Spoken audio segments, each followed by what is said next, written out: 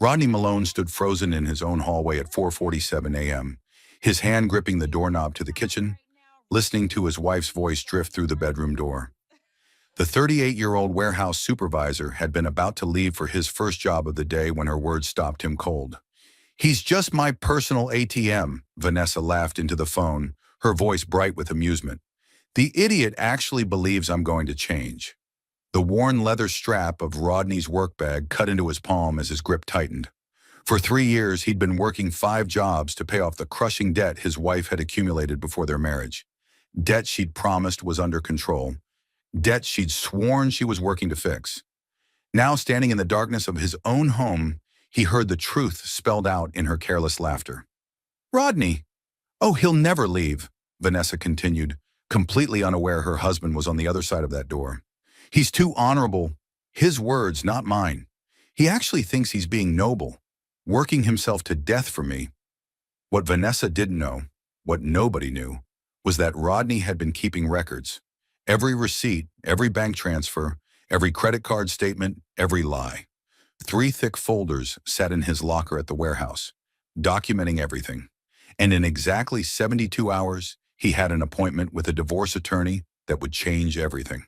The microwave clock cast a faint green glow across the kitchen tiles. Rodney forced himself to breathe, to think, to move. He had 30 minutes before his shift started at the warehouse. After that, he'd rush to his second job doing data entry from a coffee shop during his lunch break. Then back to the warehouse until 6, followed by his evening shift, driving for a rideshare service until midnight. On weekends, he did freelance graphic design and work security at a local mall. 5 jobs, 90-hour work weeks, all to pay off $127,000 in credit card debt his wife had racked up before they married, debt she'd tearfully confessed to only after they'd said, "I do." I know," Vanessa was saying now, her tone shifting to something like mock sympathy. "But seriously, Jenna, you should see him lately. He looks like a zombie. Dark circles, losing weight, falling asleep at the dinner table. It's actually kind of pathetic." The word hit Rodney like a physical blow. Pathetic. He thought about last Tuesday, when he dozed off in his soup after a 16-hour workday. Vanessa had laughed and taken a photo, posting it on social media with the caption, "My hard-working man." He'd thought she was being affectionate. Now he understood she'd been mocking him publicly. "The best part?" Vanessa's voice dropped to a conspiratorial whisper. "He doesn't even know I'm still shopping. I just have the packages sent to my sister's place. He thinks I'm being so good, so responsible. Meanwhile, I've got another $15,000 on a card he doesn't know about." Rodney felt his stomach drop. Another $15,000. After everything. He'd met Vanessa 4 years ago at a hospital fundraiser. She'd been volunteering at the registration desk, stunning in a blue dress, her smile warm and genuine. Or so he'd thought. She worked in marketing, drove a sensible sedan, lived in a modest apartment. Everything about her had seemed stable, grounded. Their courtship had been a whirlwind. 6 months of romantic dinners, weekend getaways, talks about the future. She'd seemed perfect, intelligent, ambitious, caring. When she'd proposed they get married after a year together, Rodney had felt like the luckiest man alive. The debt confession came 3 weeks after the wedding. "I need to tell you something," she'd said one evening, tears streaming down her face.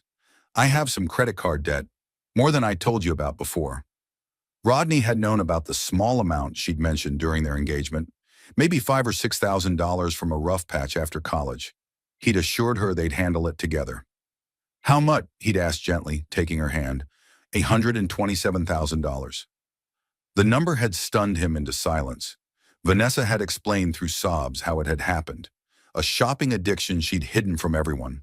Maxed out cards used to pay minimum payments on other cards. Years of living beyond her means while maintaining the appearance of stability. Her car wasn't paid off. It was leased. Her apartment had been subsidized by her parents, who'd finally cut her off. The fundraiser where they'd met? She'd been court-ordered to volunteer as part of a shoplifting settlement. "I want to change," she'd sworn, clutching his hands. "I need help. Professional help. I know I have a problem, Rodney, but I love you, and I want to fix this. Please don't leave me." Rodney had been raised to honor his commitments, to stand by the people he loved. His parents had weathered serious storms together, his father's layoff, his mother's cancer scare, and they'd come out stronger. Marriage meant partnership, meant facing challenges together. So he'd stayed, and he'd worked. The warehouse job was his primary employment, 40 hours a week at $22 an hour. It covered their basic living expenses, the small apartment they'd moved into, utilities, food, his car payment. Everything else went to Vanessa's debt. The data entry gig brought in another $800 a month. The rideshare driving averaged $200 monthly after expenses. Freelance design was unpredictable, anywhere from $500 to $2,000 depending on the month. Mall security added another $600 every weekend. In 3 years, Rodney had paid off $73,000 of Vanessa's debt. He'd been tracking their progress in a spreadsheet, celebrating each milestone. They'd refinanced some of the cards to lower interest rates, cut expenses to the bone. He'd sold his beloved motorcycle to make a large payment.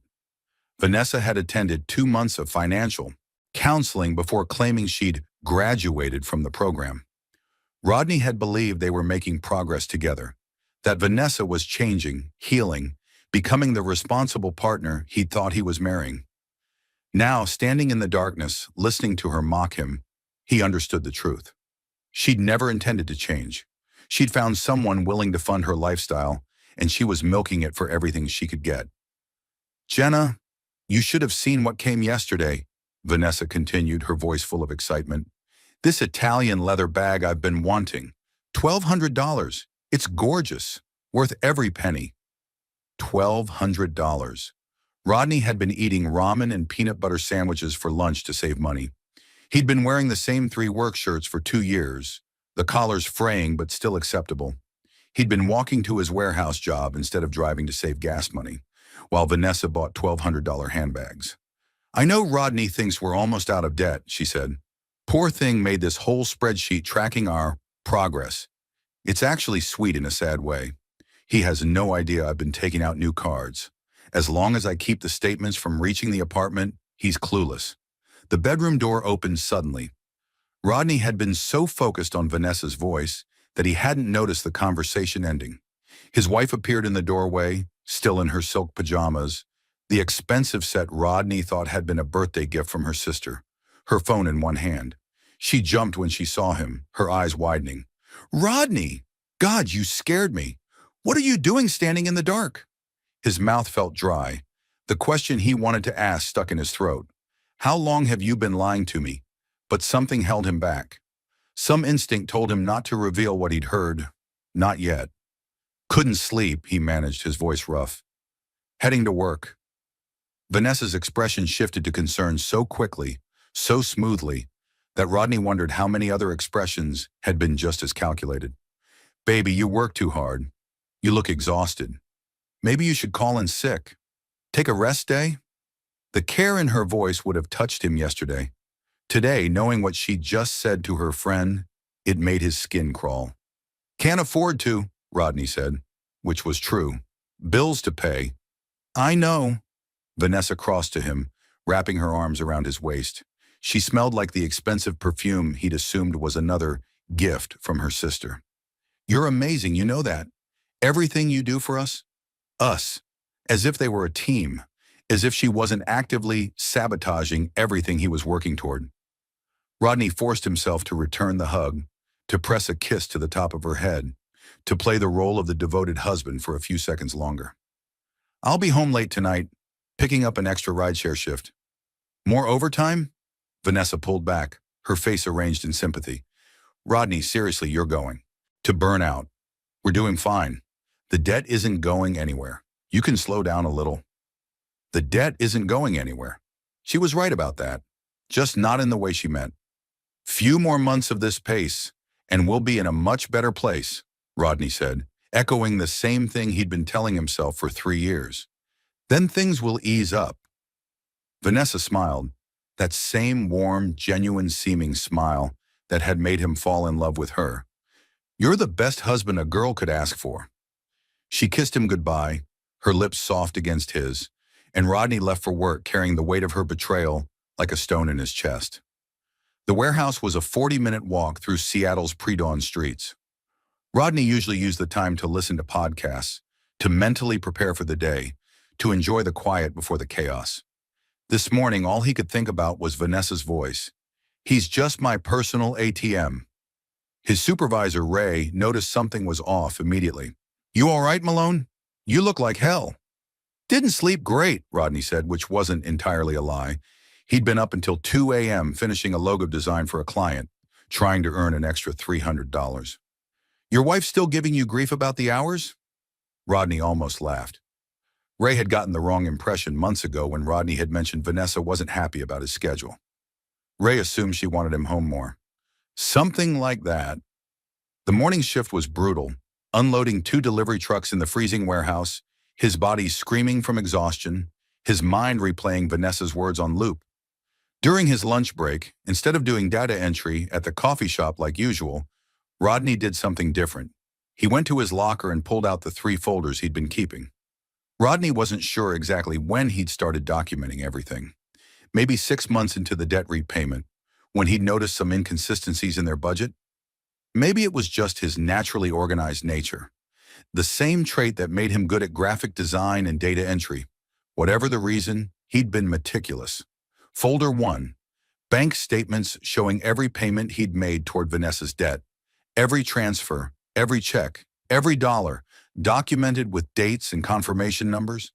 Total amount paid over 3 years, $73,247.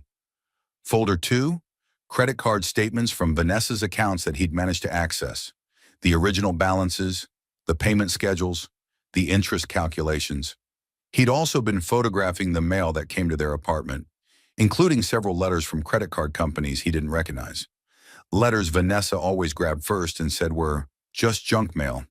Folder 3, the smoking gun, screenshots of Vanessa's social media over the past year, showing purchases she'd claimed weren't hers.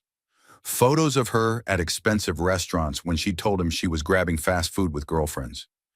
Check-in locations at luxury spas and boutiques, during times she'd said she was at work or running errands.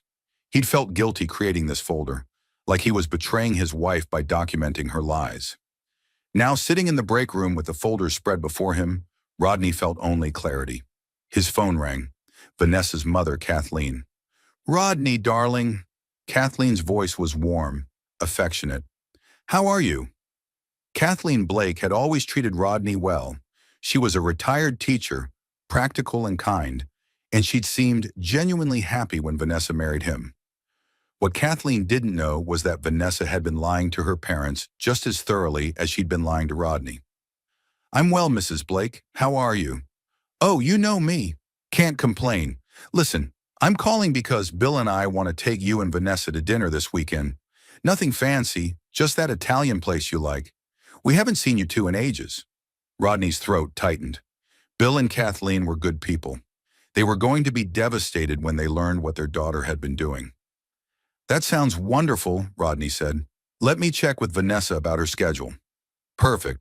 And Rodney, we just want you to know how much we appreciate everything you do for our daughter. We know about the debt. We know you've been working so hard to help her get back on her feet. You're a good man. If you enjoy stories of sweet revenge and financial justice, like this video and subscribe to the channel now. There are brand new stories here every day, each one more intense than the last. And drop a comment below. What do you think Rodney is going to do? Let's see who guesses the ending correctly. After Kathleen hung up, Rodney sat in the break room, staring at his phone. Vanessa's parents thought he was noble, working multiple jobs to help their daughter. They had no idea she was still shopping, still spending, still lying.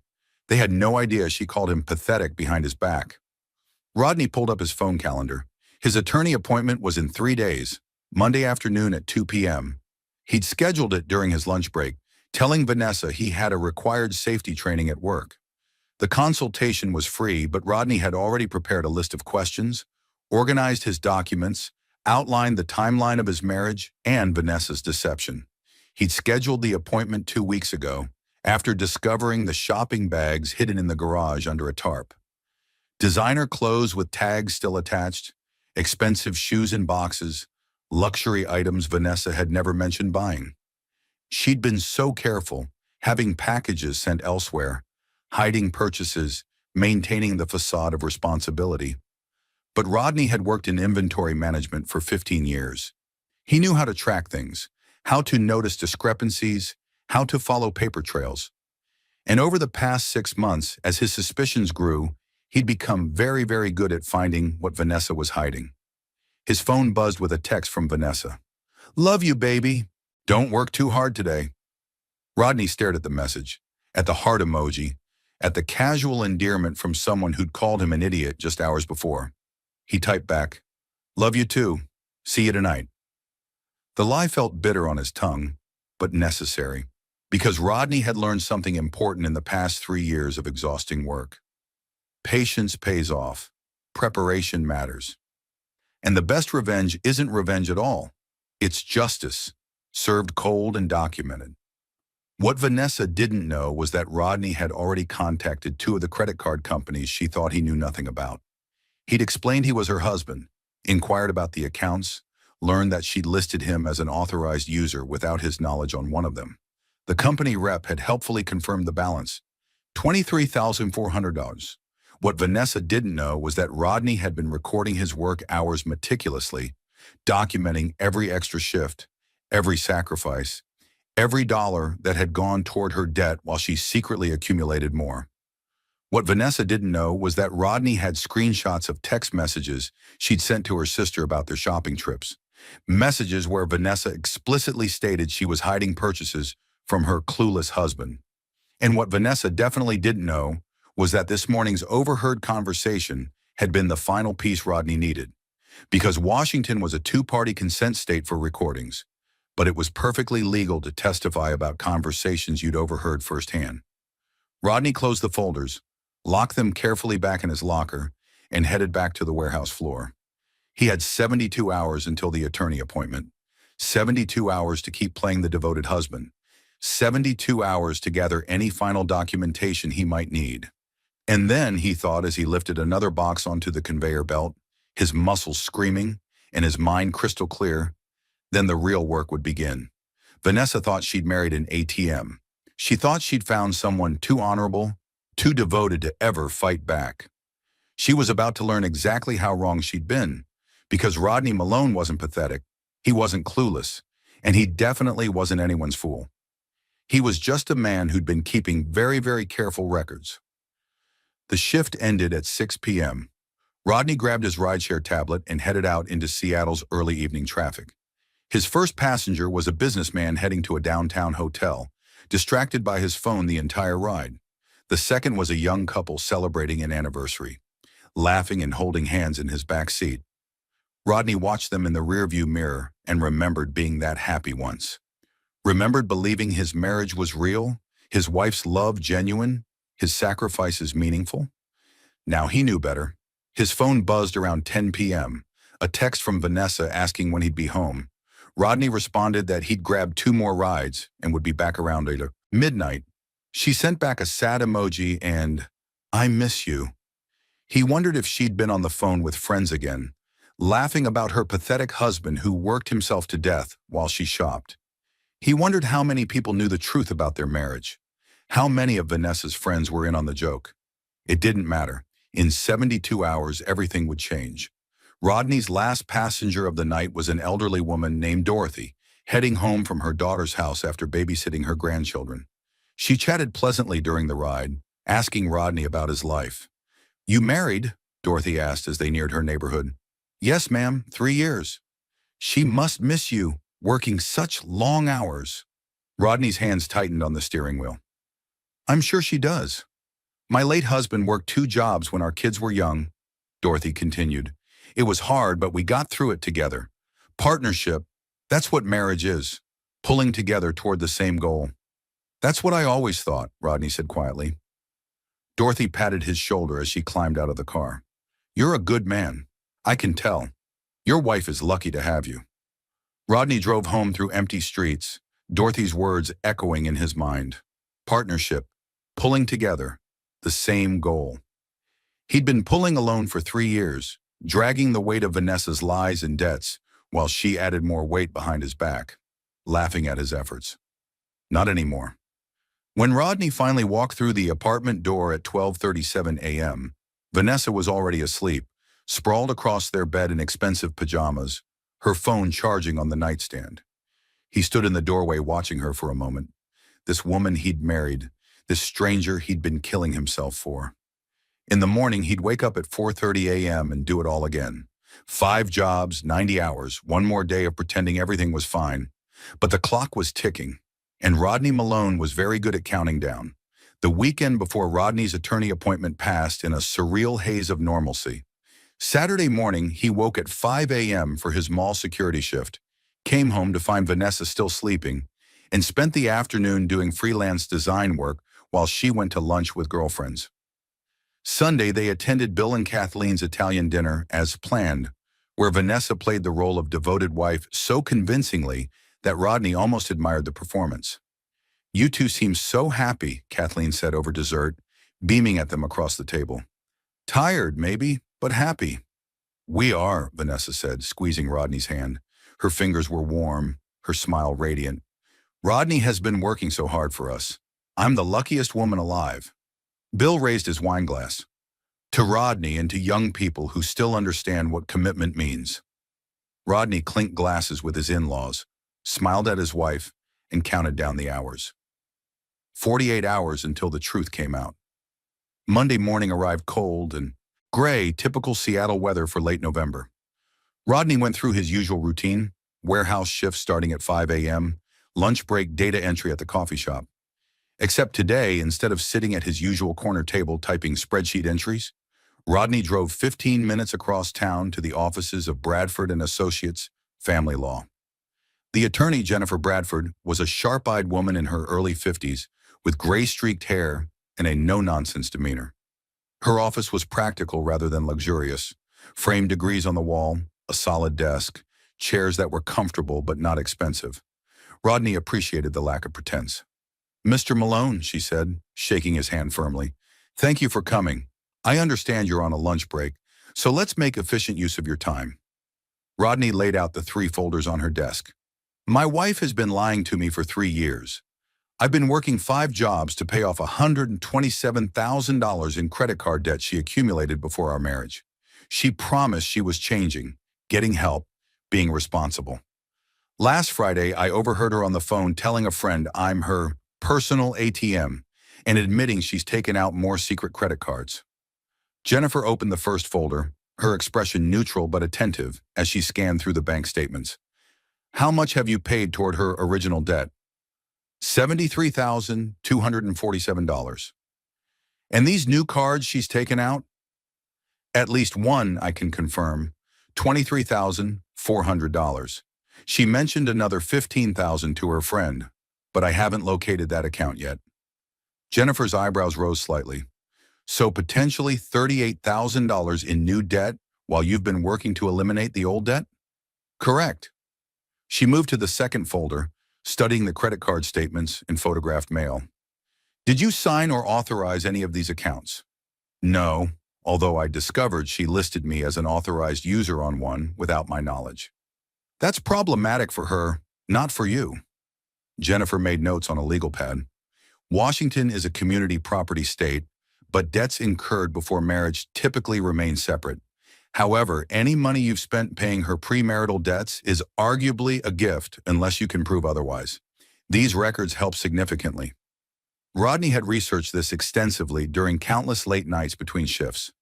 "I can prove I was told the debt was being managed responsibly. I can prove she lied about her spending. And I can testify that she's been taking out new debt while hiding it from me." Jennifer opened the third folder, scrolling through the social media screenshots. Her expression hardened. "These show a pattern of deception. Expensive purchases, luxury experiences, all while you worked yourself to exhaustion. And this final piece, you personally overheard her call you her personal ATM?" "Friday morning, 4:47 a.m. I can describe the entire conversation in detail." The attorney sat back, tapping her pen against the legal pad. "Mr. Malone, I'm going to be direct with you. This is a strong case. Your documentation is exceptional, but divorce is expensive, emotionally draining, and time-consuming. Are you absolutely certain this is what you want? Rodney thought about Vanessa's laugh, about the word pathetic, about 3 years of sacrificing everything while she accumulated more debt behind his back.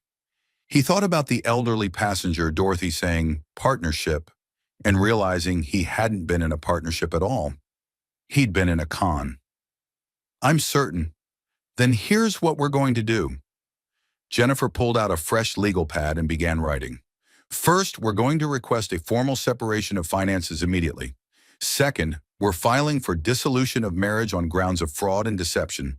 Third, we're going to seek reimbursement for the money you paid toward her premarital debt, all 73,247, by arguing it was paid under false pretenses. Rodney felt his heart rate accelerate. Can we actually do that? Washington case law on this is complex, but given your documentation of her continued deception and explicit statements about manipulating you, we have a solid argument. I can't guarantee we'll recover the full amount, but we can make a compelling case. Jennifer looked up from her notes. I also recommend we investigate those credit cards where she listed you without authorization. If we can prove fraud, there may be criminal implications. I don't want her arrested, Rodney said quickly. Despite everything, the thought of Vanessa in handcuffs made him uncomfortable. I just want out of this marriage and to recover what I can. Understood, but the threat of criminal charges can be useful leverage in settlement negotiations. We'll keep that option in our back pocket. Jennifer checked her watch. You need to get back to work. Here's what happens next. I'm drafting the initial petition today. We'll file Wednesday. She'll be served with papers either Thursday or Friday. Once that happens, everything changes. Are you prepared for that? Rodney thought about the question. Was he prepared for Vanessa's reaction? For her tears, her anger, her inevitable claims that he was being cruel? He thought about the word pathetic again. I'm prepared. Jennifer stood, extending her hand. Good, because Mr. Malone, you're about to get your life back. Rodney returned to the warehouse 15 minutes late, claiming his data entry job had run over. Ray gave him a pointed look but didn't say anything. The rest of the afternoon was a blur of physical labor and mental calculation. Wednesday was 2 days away. Once the papers were filed, there was no going back.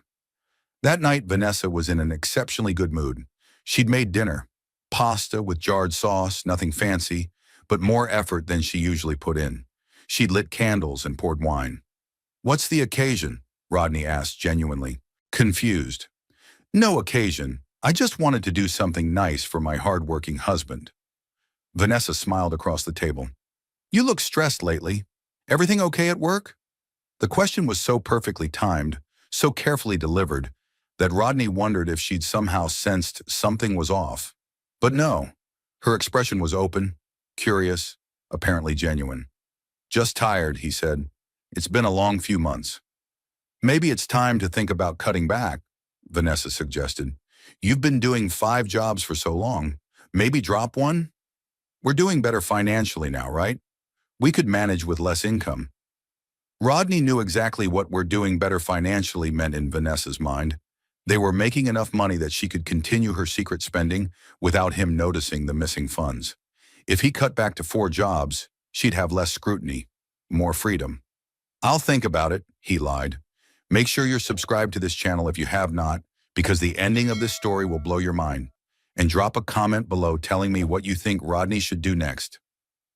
Tuesday crawled by with agonizing slowness. Rodney went through his routine mechanically. Warehouse, data entry, warehouse, rideshare, while his mind raced ahead to Wednesday. Jennifer had texted him that afternoon. Petition drafted, filing at 9 a.m. tomorrow. Everything proceeds as planned. Everything proceeds as planned. Such simple words for such a life-altering action. That evening, Rodney stood in their apartment bathroom, staring at his reflection in the mirror. He looked like hell. Dorothy had been right. Dark circles under his eyes, weight loss making his cheekbones sharp, skin pale from exhaustion and indoor work. 3 years of 90-hour weeks had aged him visibly. He thought about Kathleen saying tired, maybe, but happy. He hadn't been happy in a long time. He'd been surviving. Tomorrow that would start to change. Wednesday morning, November 29th, 2024. Rodney woke before his alarm, adrenaline flooding his system. At exactly 9 a.m., while he was unloading a truck at the warehouse, Jennifer Bradford would be filing divorce papers at the King County Courthouse. His phone buzzed at 9:47 a.m. Filed, process server will attempt service Thursday between 2 to 6 p.m. at your apartment. Be prepared for her to contact you immediately after. Rodney read the message 3 times, his hands shaking slightly. After 3 years of working himself to exhaustion, after months of suspicion and investigation, after that devastating conversation he'd overheard, the wheels of justice were finally turning. Thursday afternoon, Rodney made sure he was working his rideshare shift during the service window. He couldn't be home when Vanessa received the papers. He couldn't trust himself to maintain composure during her initial reaction. At 3:17 p.m., his phone exploded with notifications. 7 missed calls from Vanessa, 12 text messages, starting with confusion. Someone came to the door with legal papers and rapidly escalating to panic. Rodney, what is this? Is this real? Call me right now. Then voicemails. Rodney pulled over to a gas station parking lot and listened to them with his heart pounding. The first 2 were confused, almost laughing. Rodney, baby, I think someone's pranking us. There's a guy at the door saying he needs to serve me with divorce papers. This is crazy, right? Call me back. The third was uncertain. Rodney, I signed for the papers because he said I had to. This says you're filing for divorce. This can't be real. You would have told me. We would have talked about this. Please call me. The fourth was angry. You're actually doing this? You're throwing away our marriage without even discussing it? After everything we've been through? The fifth was desperate. Rodney, please, please just come home so we can talk about this. Whatever's wrong, we can fix it. I love you. Please don't do this. Rodney deleted all of them. 3 more calls came in while he sat in the parking lot. He declined each one and sent a single text. I've retained Jennifer Bradford of Bradford & Associates as my attorney. All communication needs to go through her. Her contact information is in the papers you received. Vanessa's response was immediate and furious. You're seriously going to do this through lawyers? You won't even talk to me? After I stood by you, supported you, loved you through everything? This is how you repay me. The audacity of that message, claiming she'd supported him, made Rodney's jaw clench. But he'd been advised by Jennifer not to engage, and he trusted her judgment. He put his phone on silent and drove home. Vanessa was waiting in the living room when he arrived at midnight. She'd clearly been crying. Her eyes were red-rimmed, mascara smudged. She looked small and vulnerable in her pajamas, curled on the couch with the divorce petition spread on the coffee table. Rodney, her voice broke. Why? He stood in the doorway, his work bag still on his shoulder, and looked at his wife. She'd been right about one thing. He looked like a zombie, but she'd been wrong about the rest. I heard you, Vanessa. She blinked. Heard me what? Last Friday morning, 4:47 a.m. I was about to leave for work when I heard you on the phone with Jenna. Rodney watched her face carefully. You called me your personal ATM. You called me an idiot. You said I was pathetic. The color drained from Vanessa's face. Rodney, that wasn't... I didn't mean... You also mentioned that you've been taking out new credit cards, at least one with $15,000 on it, sent to your sister's place so I wouldn't find out, and that Italian leather bag that cost $200. Vanessa stood abruptly, her hands shaking. You were listening to a private conversation? That's a violation of what? My trust? My time? My money? Rodney set his bag down slowly. I've been working 5 jobs for 3 years, Vanessa. 90-hour weeks. I sold my motorcycle. I eat ramen for lunch. I walk to work to save gas money. All while you've been secretly shopping and laughing about how clueless I am. I have a problem. Vanessa's voice rose defensively. You know I have a shopping addiction. You knew that when you married me. You promised to help me. Help you, yes. Fund you endlessly while you mock me? No, that wasn't part of the deal. The deal? Vanessa's expression shifted from defensive to bitter. Is that what our marriage is to you? A deal? Rodney felt something cold and hard settle in his chest. You made it a transaction when you called me your ATM. I was venting to a friend. People say things they don't mean when they're venting. You've never said anything you regretted? Not about the person I claim to love. Rodney pulled out his phone and opened his notes app, where he'd transcribed the entire conversation. You said, and I quote, "He'll never leave. He's too honorable. He actually thinks he's being noble, working himself to death for me." Did you mean that? Vanessa's face crumpled. Rodney, please. I made a mistake. I'm sorry, but you can't just end our marriage over one stupid conversation. We can go to counseling. I'll really get help this time. There's $23,400 on a credit card where you listed me as an authorized user without my knowledge. The company confirmed it. She froze. And I found the shopping bags in the garage, Vanessa, under the tarp, behind my tools, designer clothes, shoes, accessories, thousands of dollars worth. Those were, she started, then stopped, realizing she had no good explanation. You've been having packages sent to your sister's apartment. You've been hiding spending from me while I've been paying off your debt. And according to my calculations, you've accumulated at least $38,000 in new debt in the past year alone, while I paid off $73,000 of your old debt. The silence that followed was deafening. I want it back, Rodney said quietly. Every dollar I paid, $73,247. My attorney is filing for reimbursement on grounds of fraud and deception. Vanessa's expression shifted from grief to rage so quickly it was startling. Fraud? You're calling me a fraud. I'm your wife. Not for much longer. You bastard. Her voice was low, venomous. After everything I've given you, after the life we've built together, you're going to destroy our marriage over money? Rodney stared at her. You destroyed our marriage the moment you decided I was just an ATM. I gave you 3 years of my life. I gave you $73,000 and my health. Rodney's control finally snapped, his voice rising. Look at me, Vanessa. Really look at me. I'm exhausted. I'm running on empty. I've worked myself to the edge of collapse for you. And you called me pathetic. Vanessa's face was flushed, tears streaming down her cheeks. So you're just going to throw away our marriage? Walk away from everything? You walked away from it a long time ago. I'm just making it official. She grabbed the divorce petition from the coffee table, her hands shaking.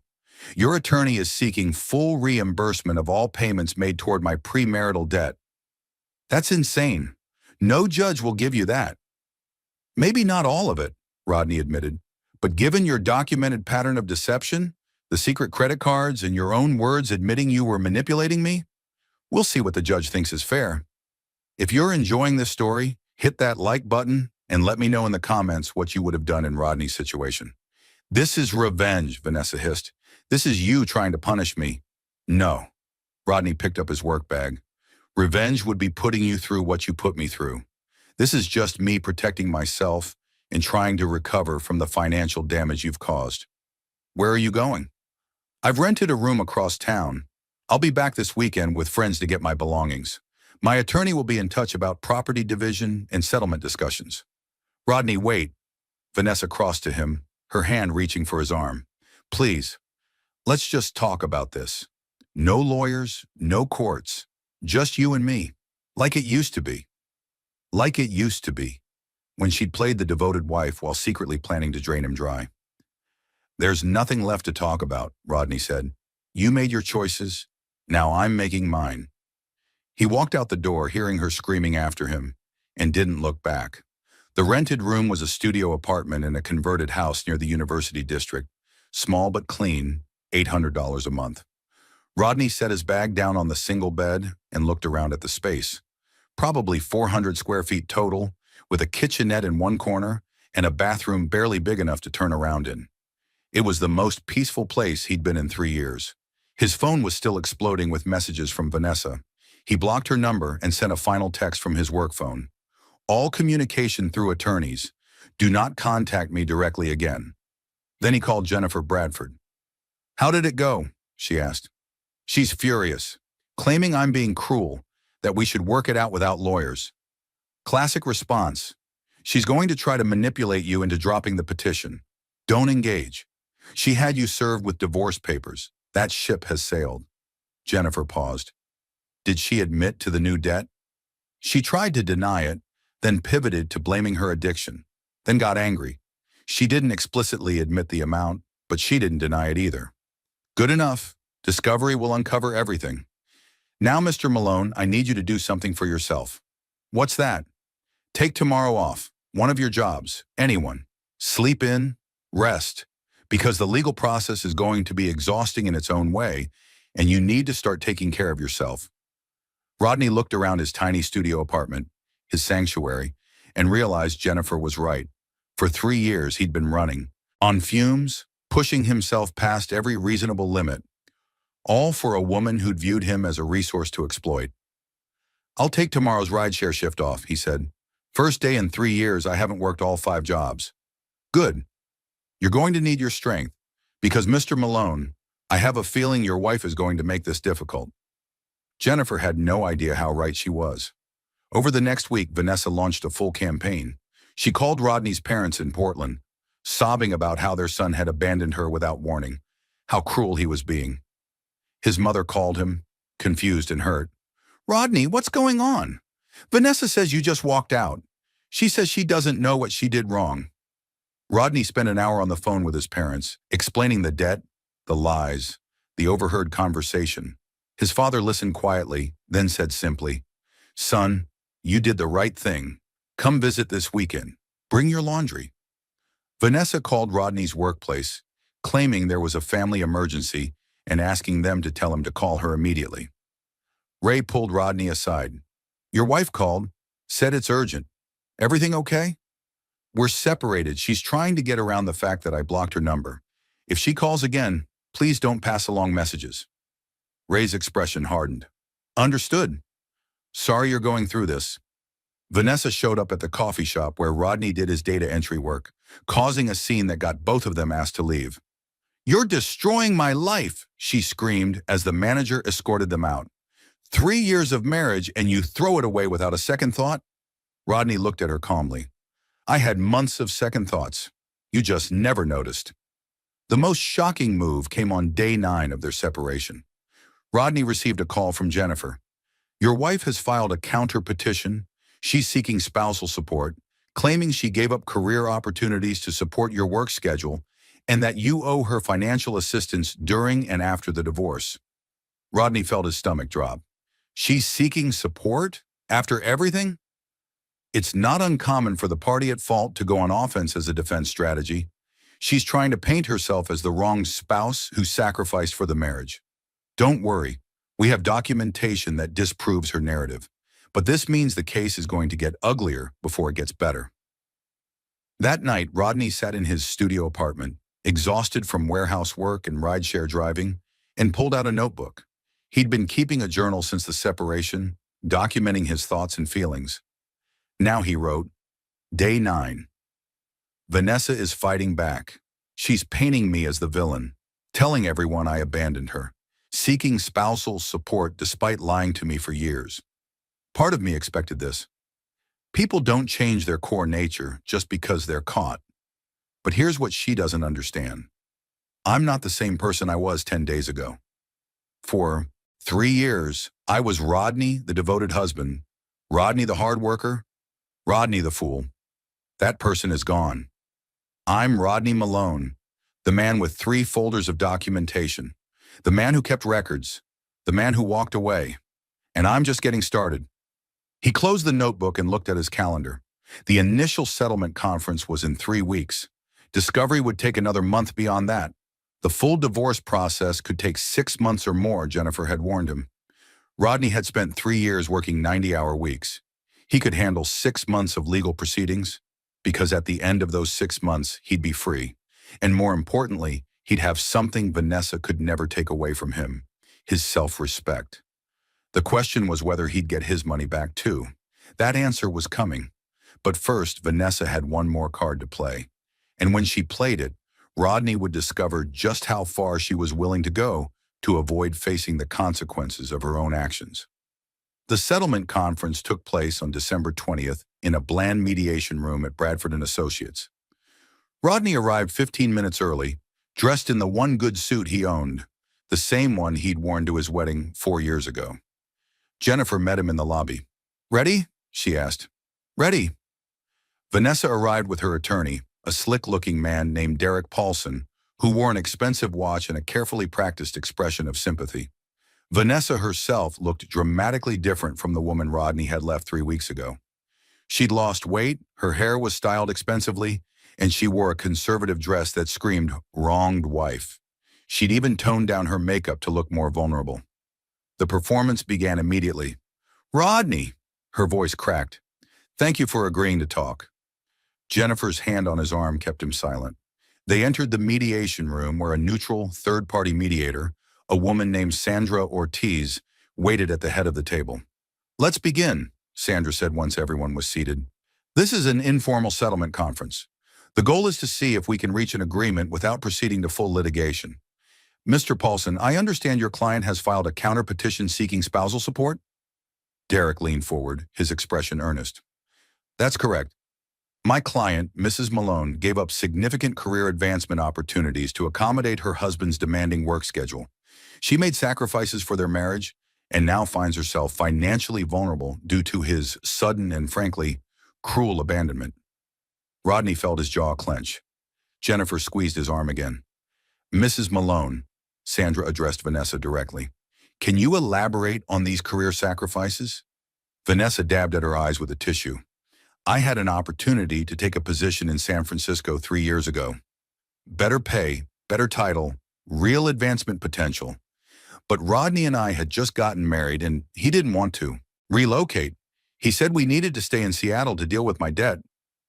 Her voice caught perfectly, which I'd been honest with him about from the start. "I turned down the San Francisco job to stay here and work on our marriage." The lie was so smooth, so convincing, that if Rodney hadn't been living it, he might have believed her. Jennifer opened her briefcase calmly. "Ms. Ortiz, may I present some documentation?" "Please." Jennifer laid out a series of emails on the table. "These are from Mrs. Malone's former employer, Datamark Solutions. You'll notice the dates. These emails are from 2.5 years ago. Mrs. Malone wasn't offered a position in San Francisco. She was actually given a performance improvement plan due to excessive lateness and missed deadlines. She was eventually let go for cause 6 months later." Vanessa's face flushed. "Those emails are... How did you even get those?" "Discovery," Jennifer said simply. "Your former employer provided them when we requested your employment records." Derek recovered quickly. "My client's employment challenges were directly related to the stress of her marriage and financial situation. The debt my client disclosed before marriage, which Mr. Malone agreed to help manage, created enormous pressure." "About that debt," Jennifer pulled out another folder. Rodney recognized it. Folder 2, the credit card statements. Mrs. Malone claims she was honest from the start about her financial situation. However, these statements show a pattern of deception. Original disclosure, $127,000. Actual debt paid by Mr. Malone over 3 years, $73,240. New debt accumulated during the marriage while hiding the spending from Mr. Malone. Confirmed at $23,400 on one account, with evidence of at least $15,000 more on cards Mr. Malone wasn't aware existed. Sandra's eyebrows rose as she examined the documents. "Mrs. Malone, is this accurate?" Vanessa's voice rose defensively. "I have a shopping addiction. It's a recognized disorder. I've been struggling with it for years. My husband knew about my addiction when he married me. He can't now claim he's shocked that I spent money. There's a difference between struggling with addiction and actively deceiving your spouse," Jennifer said evenly. "Mr. Malone has documentation showing that Mrs. Malone was having purchases shipped to her sister's address to hide them, claiming packages were gifts when questioned, and explicitly telling friends she was keeping the spending secret." "Where's your proof of that?" Derek challenged. Jennifer pulled out her phone and connected it to the room's presentation screen. "Social media messages between Mrs. Malone and her sister, obtained through subpoena. Here's one from 8 months ago. Send the Gucci bag to your place. Rodney thinks I'm being good LOL. And another from 6 months ago. Got another card approved. Can't wait to go shopping this weekend. Don't tell Rodney, obviously." The messages appeared on screen, time-stamped and undeniable. Vanessa's face went pale. This proves nothing except private conversations, Derek argued, but his voice had lost some of its confidence. It proves a deliberate pattern of deception, Jennifer countered. But here's the most damaging evidence. She pulled out a transcript. On November 24th, 3 weeks before Mr. Malone filed for divorce, Mrs. Malone had a phone conversation with her friend Jenna Matthews. Mr. Malone overheard this conversation personally and is prepared to testify to its contents under oath. She slid the transcript across the table to Sandra. Rodney watched Vanessa's expression shift from pale to ashen as she realized what was coming. Sandra read aloud. "He's just my personal ATM. The idiot actually believes I'm going to change." And later in the same conversation, "Rodney, oh, he'll never leave. He's too honorable. He actually thinks he's being noble, working himself to death for me." Sandra looked up at Vanessa. "Did you say these things?" The room was silent except for the hum of the air conditioning. Vanessa's hands were shaking. "That was a private conversation." "That your husband overheard in his own home," Jennifer said, "which he has every right to testify about." Derek conferred quietly with Vanessa for a moment, then turned back to the table. "My client may have been venting frustrations in a private moment. That doesn't negate her legitimate claim to support after 3 years of marriage." "Actually, it does," Jennifer said, "because combined with the documented deception about spending, the hidden credit cards, and the provable lies about her employment situation, it establishes that Mrs. Malone entered and maintained this marriage in bad faith. Washington law is clear. Spousal support is meant to assist a spouse who made legitimate sacrifices for the marriage. Mrs. Malone's sacrifices were actually Mr. Malone working 5 jobs to pay debts she was actively increasing." Sandra reviewed the documents spread before her. "Mr. Paulson, I'm going to be frank. Your client's counter petition for spousal support appears weak given this evidence. Do you want to reconsider your position?" Before Derek could answer, Vanessa stood abruptly. "This is ridiculous. You're all treating me like a criminal. I made mistakes, yes. But I loved Rodney. I still love him. We could work through this if he'd just talk to me, instead of hiding behind lawyers and documentation." "Sit down, Vanessa," Derek said quietly. "No." She turned to Rodney directly, her eyes filling with tears. "Rodney, please, look at what you're doing. You're trying to destroy me financially, publicly humiliate me, take back every dollar you ever gave me, like our marriage meant nothing. Is this really who you are?" Rodney met her gaze steadily. "I'm the same person I always was. You just never actually saw me." "I saw you!" Her voice rose, cracking with emotion. "I saw a good man, a kind man, and now you're becoming cruel and vindictive over money. Money, Rodney. We promised each other it was about love, not—" "You promised me you were changing," Rodney interrupted, his voice quiet but firm. "You promised me you were getting help, being responsible, trying to heal. Instead, you were calling me pathetic to your friends and laughing about how easily you could manipulate me. So don't talk to me about promises." Vanessa's composure finally shattered completely. "Fine. You want to know the truth? Yes, I spent money I shouldn't have. Yes, I hid things from you because you made me feel trapped. You worked all the time. You were never home. You made our entire marriage about my debt instead of about us. What was I supposed to do? Sit alone in that apartment while you killed yourself for a number on a spreadsheet?" "You were supposed to be honest," Rodney said. "That's it. Just honest." "Honest?" Vanessa laughed bitterly. "You want honest? Here's honest. I married you because you seemed safe, stable, the kind of guy who wouldn't leave even when things got hard. And I was right, wasn't I? You stayed for 3 years, working yourself to death, being the perfect, dutiful husband. I just didn't expect you to eventually grow a spine." The room went completely silent. Even Derek looked shocked. Sandra cleared her throat. "Mrs. Malone, I think we should take a break." "No." Vanessa was on a roll now, her carefully constructed victim persona completely abandoned. "You want to paint me as the villain? Fine. But let's be real about what this marriage was. Rodney needed to feel needed. He needed to be the hero, the savior, the good guy. I gave him that. And now he's angry because he finally realized he wasn't saving me. I didn't want to be saved. I wanted someone who would fund my lifestyle without question. Rodney felt something cold and final settle in his chest. This was it, the final cruelty. Vanessa admitting in front of witnesses that their entire marriage had been a con from the start. Are you finished? Jennifer asked calmly. Vanessa seemed to realize what she just said. She looked around the room, at Sandra's stunned expression, at Derek's horrified face, at Rodney's carefully neutral one. That came out wrong. I don't think it did, Jennifer said. She turned to Sandra. Ms. Ortiz, I think we're done with mediation. We'll see Mrs. Malone in court. Derek grabbed Vanessa's arm as she started to speak again. Don't say another word. We're leaving. He practically dragged her toward the door, then paused and turned back. This conversation was supposed to be confidential. It was, Jennifer agreed, but Mrs. Malone just admitted to fraud in front of a neutral mediator. That changes things. After they left, Sandra sat back in her chair, looking drained. In 20 years of mediation, I've never seen anything quite like that. Will you testify about what she said? Jennifer asked. If this goes to trial? Sandra hesitated, then nodded. If subpoenaed, yes. What she admitted to, marrying someone specifically to exploit them financially, that's relevant to the case. Rodney sat quietly, processing what had just happened. Vanessa had finally told the truth. She'd married him because he seemed like someone she could use.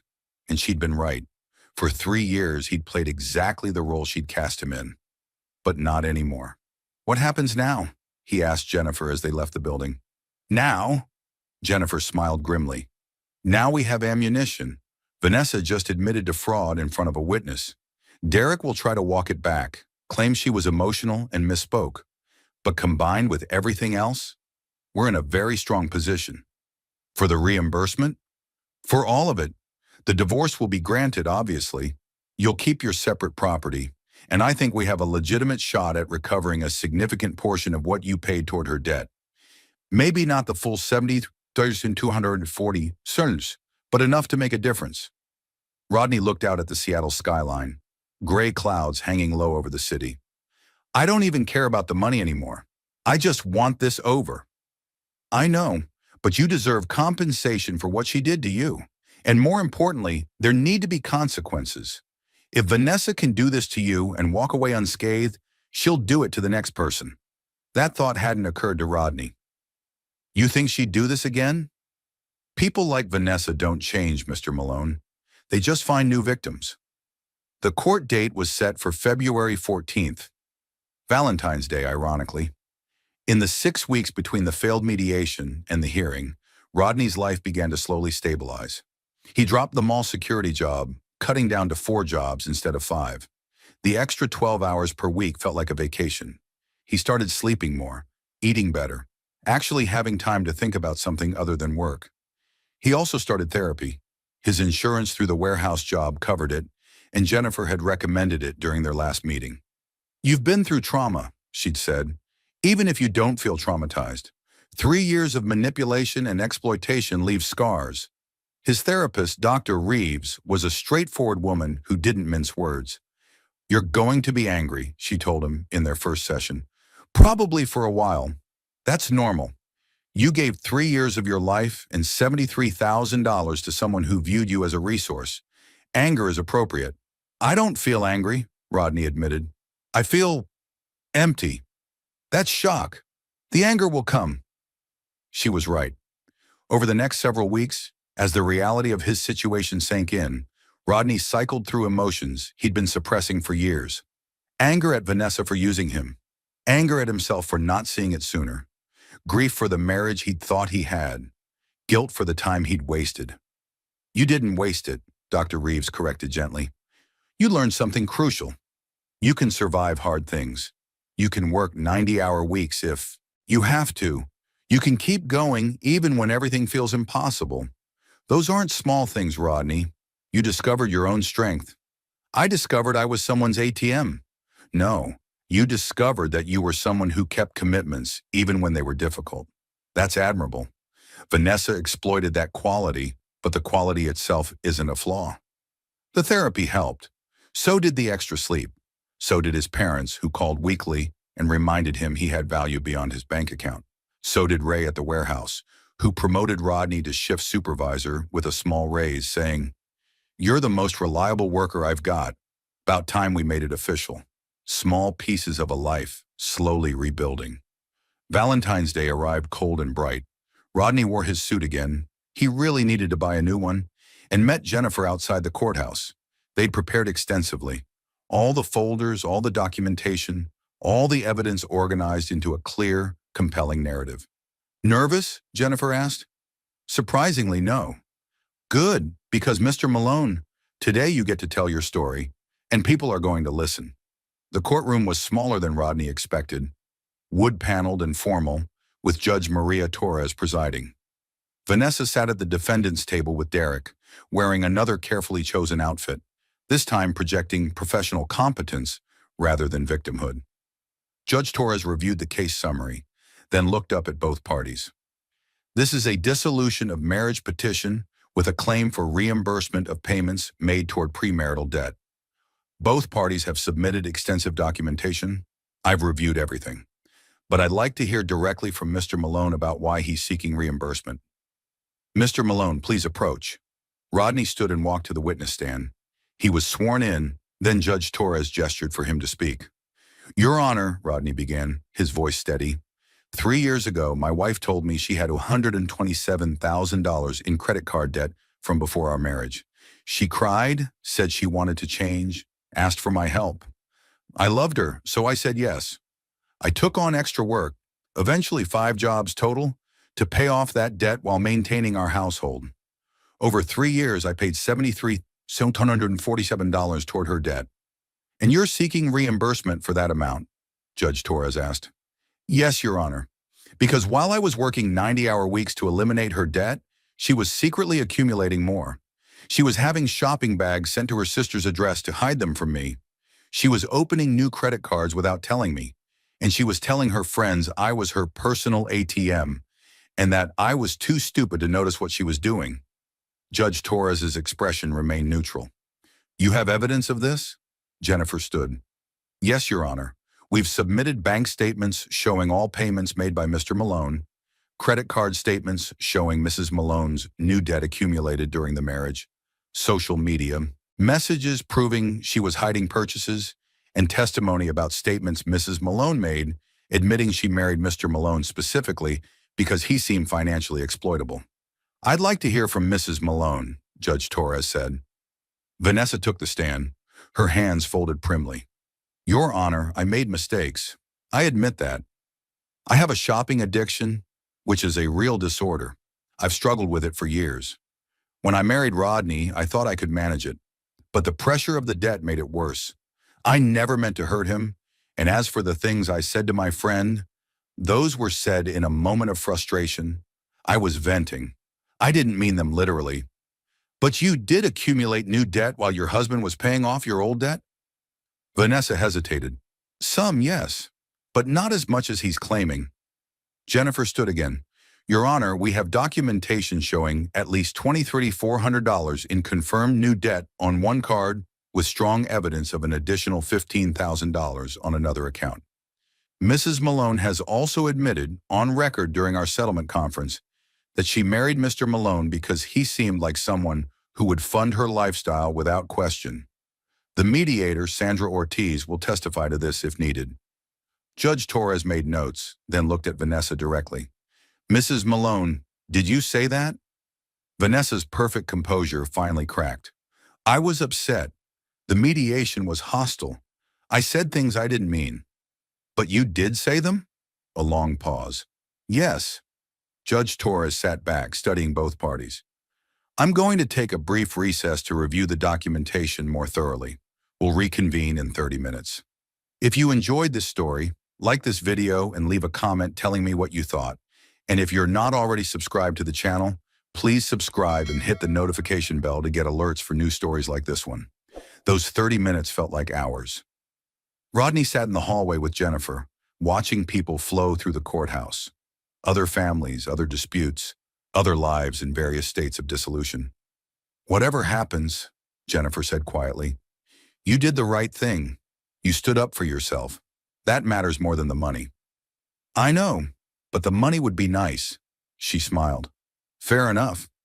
When they reconvened, Judge Torres had a stack of documents in front of her and a decisive look on her face. I've reviewed everything, she began. The evidence is clear. Mrs. Malone entered this marriage with significant debt, which she disclosed to Mr. Malone. However, the evidence also shows that while Mr. Malone was working multiple jobs to eliminate that debt, Mrs. Malone was actively accumulating new debt and hiding it from him. She made statements to friends and family admitting to deception, and during settlement mediation, she admitted to marrying Mr. Malone specifically for financial gain. Rodney held his breath. Washington law on reimbursement for premarital debt is complex. However, when one party can prove they made payments under false pretenses, believing their spouse was working toward financial responsibility while that spouse was actually increasing debt, the court has discretion to award reimbursement.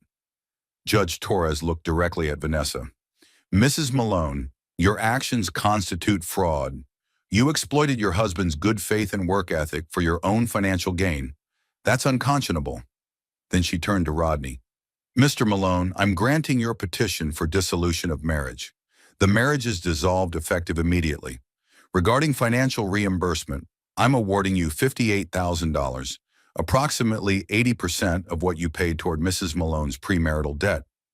This accounts for the fact that marriage does involve some shared financial responsibility, but also recognizes the fraudulent nature of Mrs. Malone's actions.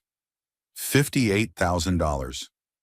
Not everything, but more than Rodney had dared hope for. Mrs. Malone will have 6 months to make this payment, either as a lump sum or in monthly installments of at least $9,000. Failure to comply will result in wage garnishment. Additionally, Mrs. Malone is responsible for all marital debt, including any credit cards taken out during the marriage. Mr. Malone is not liable for any of Mrs. Malone's debt, past or present. Judge Torres signed the order with decisive strokes. This case is closed. Mr. Malone, you're free to go. Rodney stood on shaking legs. It was over. After 3 years of exhausting work, months of investigation, weeks of legal proceedings, it was finally over. In the hallway, Vanessa approached him one last time, Derek trailing behind her looking defeated. I hope you're happy, she said, her voice bitter. You got what you wanted. Rodney looked at his ex-wife, and that's what she was now, officially, his ex-wife, and felt not triumph, but something like sad clarity. I wanted a partner, he said quietly. I wanted someone who would build a life with me, not on top of me. That's all I ever wanted. And now you have $58,000 in a divorce decree instead. No, Rodney corrected. Now I have my life back. The money's just a bonus. Vanessa stared at him for a long moment, then turned and walked away. Derek followed, already on his phone, probably calculating how they'd come up with $58,000 in 6 months. Jennifer shook Rodney's hand firmly. Congratulations, Mr. Malone. You did it. We did it. Thank you for everything. My pleasure. And Rodney, take that money and do something good with it. Take a vacation. Buy yourself something nice. Start a savings account. Whatever you do, make sure it's for you. Rodney drove to his parents' house that evening, the court order in his briefcase, his mind still processing everything. His mother made his favorite dinner, pot roast with vegetables, and his father opened a bottle of wine they'd been saving. To Rodney, his father toasted, who learned the hardest lesson of all. Some people aren't worth saving. That's not quite right, Rodney said slowly. The lesson isn't that Vanessa wasn't worth saving. It's that I can't save someone who doesn't want to be saved. And more importantly, I can't sacrifice myself trying. His mother squeezed his hand. You're going to be okay, sweetheart. Better than okay. She was right. Over the next 6 months, as Vanessa made her monthly $9,000 payments, sometimes late, always accompanied by bitter text messages to Jennifer that Rodney never saw, Rodney rebuilt his life piece by piece. He dropped down to 3 jobs. The warehouse supervisor position paid better now, covering his basic expenses. He kept the freelance design work because he enjoyed it, and one rideshare shift on weekends for extra money. 45 hours a week instead of 90. It felt like freedom. He moved into a better apartment, still modest but his own space, decorated the way he wanted. He bought a new motorcycle, not as fancy as the one he'd sold, but reliable and fun. He started dating again, casually, learning to trust his judgment of people, and he saved money. Every penny of Vanessa's reimbursement went into a savings account he never touched. $58,000 sitting there, growing with interest, a cushion against future emergencies. 1 year after the divorce was finalized, Rodney ran into Kathleen Blake at a grocery store. Vanessa's mother looked older, sadder, but she smiled when she saw him. "Rodney, how are you?" "I'm well, Mrs. Blake, really well. How are you and Bill?" "We're managing." She hesitated. "I want you to know, we heard what happened. The real story, not Vanessa's version." "I'm so sorry. We raised her better than that." "You did the best you could," Rodney said gently. "Vanessa's choices are her own. Still, you deserved better." Kathleen touched his arm. "I hope you find someone who deserves you." "I'm working on it, but first I'm learning to deserve myself." Kathleen nodded approvingly. "That's exactly the right approach." Rodney left the grocery store thinking about that conversation. For 3 years, he'd defined himself by how much he could sacrifice, how much he could endure, how much he could give. He'd measured his worth by his ability to fix someone else's problems. Now, standing in the parking lot with the spring sun warming his face, Rodney understood something profound. His worth wasn't measured by what he could do for others. It was inherent. He had value simply because he existed, because he was kind, because he tried his best, because he kept learning and growing. Vanessa had called him pathetic, but there was nothing pathetic about working hard, about keeping commitments, about trying to help someone you loved. The pathetic part would have been staying after learning the truth, accepting her exploitation because he thought it was all he deserved. Rodney Malone had walked away, and in walking away, he'd found himself. That evening, he sat in his apartment with a notebook, not the journal he'd kept during the separation, but a new one, and wrote, "Sometimes the best revenge isn't revenge at all. It's becoming the person you were meant to be before someone convinced you that you weren't enough. I learned that you can't pour from an empty cup, that working yourself to death for someone who doesn't appreciate it isn't noble, it's self-destruction. That love without respect isn't love at all. I learned that keeping records matters, that documentation saves lives, that truth eventually surfaces no matter how carefully someone tries to bury it. But most importantly, I learned this. You teach people how to treat you. For 3 years, I taught Vanessa that she could use me, exploit me, mock me, and I'd keep coming back for more. The moment I stopped accepting that treatment was the moment everything changed. Not everyone deserves your sacrifice. Some people deserve your boundaries instead." Rodney closed the notebook and looked around his apartment. Small but comfortable, his sanctuary, his fresh start. He thought about the 5 jobs, the 90-hour weeks, the exhaustion and desperation and pain. It was over. All of it. And what came next was entirely up to him. If you enjoyed this story, like this video and leave a comment telling me what you thought. And if you're not already subscribed to the channel, please subscribe and hit the notification bell to get alerts for new stories like this one. Thanks for watching, and I'll see you next time.